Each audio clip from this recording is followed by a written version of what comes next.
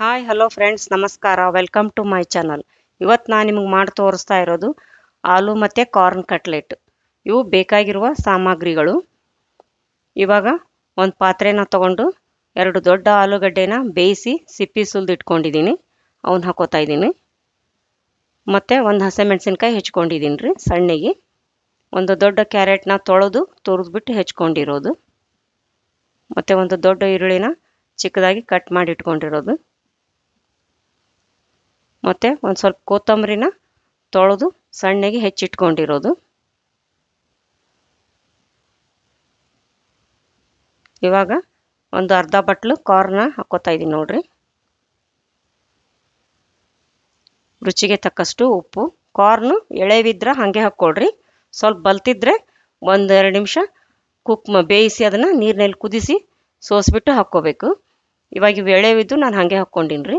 ರುಚಿಗೆ ತಕ್ಕಷ್ಟು ಉಪ್ಪಾದಮೇಲೆ 2 ಚಮಚೆ ಅಚ್ಚ ಖಾರದ ಪುಡಿ, ಸ್ವಲ್ಪ ಅರಿಶಿನ ಪುಡಿ, 1 ಚಮಚೆ ಗರಂ ಮಸಾಲ. ಇವಾಗ ಆಲೂಗಡ್ಡಿನ ಕೈಯಿಂದ ಸ್ಮ್ಯಾಶ್ ಮಾಡ್ಕೋಬೇಕು. ನಾನು ಆಲೂಗಡ್ಡಿನ 4 ಸೀಟಿ ಹೊಡಿಸಿದ್ನೆ ರೀ. 2 ಆಲೂಗಡ್ಡೆ ದೊಡ್ಡ ಬೇಯಿಸಿಟ್ಕೊಂಡಿದ್ದೆ. ಇವಾಗ ನೋಡಿ, ಕೈಯಿಂದ ಆಲೂಗಡ್ಡೆ ಸ್ಮ್ಯಾಶ್ ಮಾಡ್ಕೊಂಡ್ಮೇಲೆ ಎಲ್ಲ ಮಸಾಲೆ ಜೊತೆನೂ ಆಲೂನ ಮಿಕ್ಸ್ ಮಾಡ್ಕೋಬೇಕು. ಈ ಥರ ಕೈಯಿಂದ ಕಿವುಚಿ ಮಿಕ್ಸ್ ಮಾಡ್ಕೋಬೇಕು. ಇದಕ್ಕೆ ನೀರು ಹಿಡಿಯಲ್ರಿ. ಇದೇ ಹದನ ಕರೆಕ್ಟ್ ಆಗುತ್ತೆ. ಯಾಕಂದ್ರೆ ಅದರಲ್ಲಿ ನೀರಿನ ಅಂಶ ಇರುತ್ತಲ್ಲ ಈರುಳ್ಳಿಯಲ್ಲಿ, ಮತ್ತು ಆಲೂಗಡ್ಡಿನೂ ಬೇಯಿಸಿದ್ದಲ್ಲ, ಹೀಗಾಗಿ ಇದಕ್ಕೆ ನೀರು ಬೇಕಾಗಲ್ಲ. ಇದನ್ನೇ ಚೆನ್ನಾಗಿ ಮಿಕ್ಸ್ ಮಾಡಿ ಕಲಿಸ್ಕೋಬೇಕು. ಆಮೇಲೆ ಕೈಗೆ ಒಂದು ಸ್ವಲ್ಪ ಎಣ್ಣೆ ಹಚ್ಕೊಂಡು ಈ ಥರ ಚಿಕ್ಕದಾಗಿ ಉಂಡೆ ಮಾಡಿಕೊಂಡು ನೀವು ತಟ್ಕೋಬೇಕು ರೌಂಡಾಗಿ. ಇಲ್ಲ ನಿಮಗೆ ಯಾವ ಆಕಾರ ಬೇಕೋ ಆ ಆಕಾರ ತಟ್ಕೋಬೋದು. ರೌಂಡು ಚೌಕ ನೀವು ನಿಮ್ಗೆ ಯಾವ ಸೇಪ್ ಬೇಕೋ ಅದನ್ನು ತಟ್ಕೋಬೋದು. ಇವಾಗ ಒಂದು ತಟ್ಟೆಯಲ್ಲಿ ನಾನು ಸಣ್ಣೆಂದು ಚಿರೋಟಿ ರವೆ ಹಾಕ್ಕೊಂಡಿದ್ದೀನಿ. ಅದನ್ನು ಈ ಆಲೂ ಕಟ್ಲೆಟ್ ರವಾದಲ್ಲಿ ಅದ್ದುತ್ತಾ ಇದ್ದೀನಿ ನೋಡಿರಿ. ಸುತ್ತಲೂ ಹಿಂದೆ ಮುಂದೆ ಚೆನ್ನಾಗಿ ರವಾದಲ್ಲಿ ಅದ್ಬಿಟ್ಟು ಒಂದು ತಟ್ಟೆಯಲ್ಲಿ ಇಟ್ಕೊಳ್ರಿ. ಇವಾಗ ಮತ್ತೆ ಕೈಗೆ ಎಣ್ಣೆ ಹಚ್ಕೊಂಡು ಇನ್ನೊಂದು ತೋರಿಸ್ತೀನಿ ನೋಡಿರಿ. ಚಿಕ್ಕದಾಗಿ ಉಂಡೆ ಮಾಡಿಕೊಂಡು ಇವಾಗ ಚೌಕಾಗಿ ತಟ್ತಾ ಇದ್ದೀನಿ ನೋಡಿರಿ. ನಿಮ್ಗೆ ಯಾವ ಬೇಕೋ ಆ ಸೇಪ್ ನೀವು ಮಾಡ್ಕೋಬೋದು ರೀ.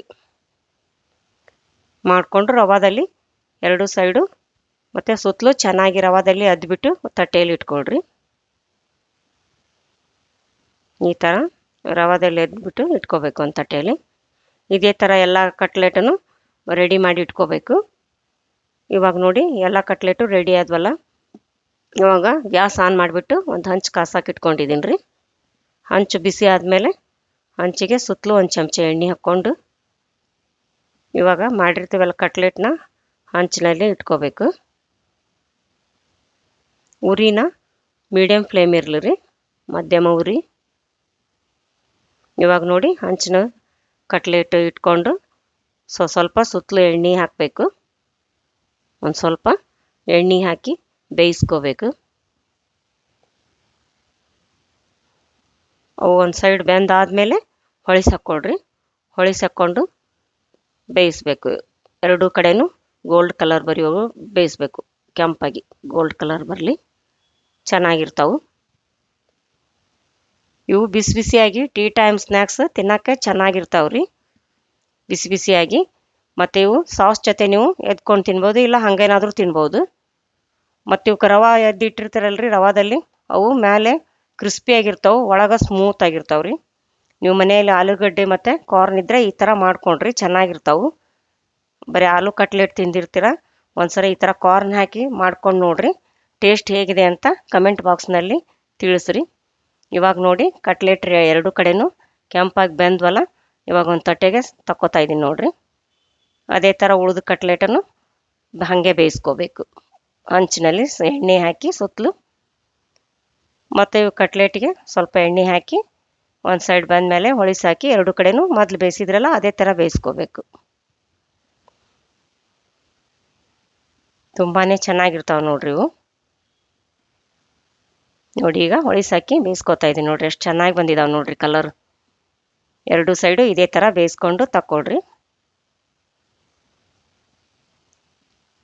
ಇವು 1 ನಿಮಿಷ ಬೆಂದರೆ ಸಾಕು. ಹಿಂದೆ ಹೊಳಿಸಾಕಿ ಮತ್ತು 1 ನಿಮಿಷ ಬೇಯಿಸ್ಕೋಬೇಕು.